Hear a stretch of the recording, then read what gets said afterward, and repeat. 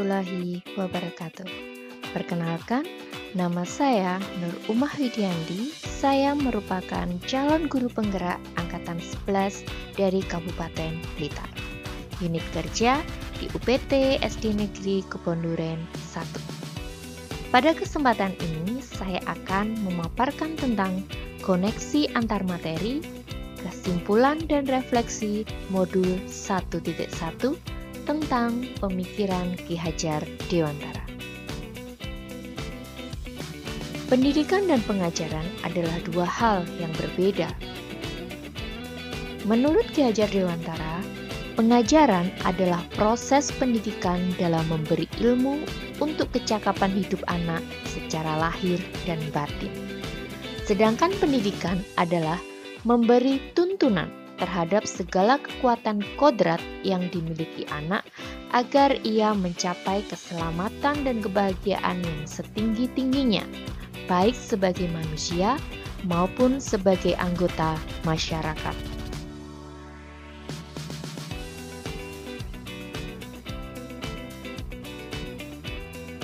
Sebelum mempelajari modul 1.1, pembelajaran yang saya lakukan di dalam kelas adalah 1. Saya hanya mentransfer materi. Yang kedua, saya hanya melihat nilai dari aspek kognitif saja. Yang ketiga, ketuntasan dalam menyampaikan materi. Jadi, saya hanya memperhatikan ketuntasan dalam penyampaian materi tanpa memperhatikan apakah murid saya sudah memahami materi atau belum, karena bagi saya yang terpenting materi sudah tuntas saya berikan. Yang keempat, murid hanya sebagai objek pembelajaran, sehingga pembelajaran hanya terpusat pada guru atau teacher center. Yang kelima, saya juga beranggapan keberhasilan pembelajaran murid saya adalah pencapaian nilai KKM.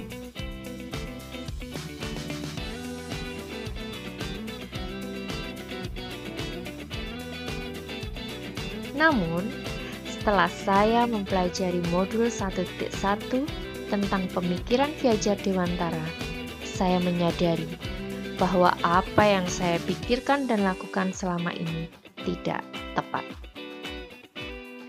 Seharusnya saya melakukan pembelajaran secara menyeluruh, bukan aspek kognitif saja, namun juga afektif, psikomotor, spiritual, sosial, dan budaya.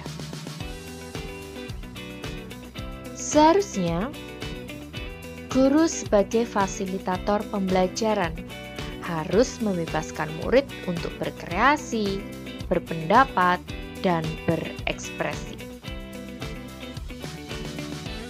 Dalam proses pembelajaran, guru harus ikhlas, sabar, dan dengan ketulusan hati agar tercipta pembelajaran yang menyenangkan.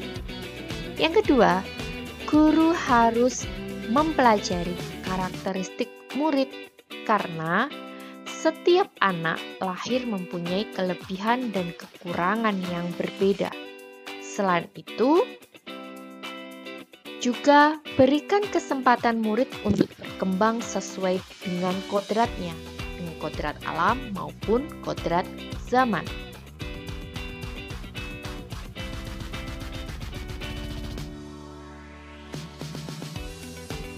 Yang dapat segera saya terapkan, yang pertama, merancang pembelajaran yang interaktif dan menyenangkan dengan melibatkan murid sesuai dengan metode student center. Yang kedua, menerapkan pembelajaran abad 21, berpikir kritis, kreatif, komunikasi, dan kolaborasi. Yang ketiga, pembelajaran tidak lagi menuntut, tetapi menuntun. Yang keempat, mengenali karakter dan latar belakang murid dengan menjalin komunikasi yang baik. Dengan berpegang teguh pada konsep yang memerdekakan anak, pembelajaran tidak lagi menuntut, melainkan menuntun. Karena tugas guru adalah memberi tuntunan atau arahan yang baik kepada murid, sehingga pembelajaran yang berpihak pada murid dapat tercipta dengan baik. Demikian tadi kesimpulan dan refleksi modul 1.1 tentang pemikiran Ki Hajar Dewantara. Salam dan bahagia Bapak Ibu penggerak. Waalaikumsalam warahmatullahi wabarakatuh.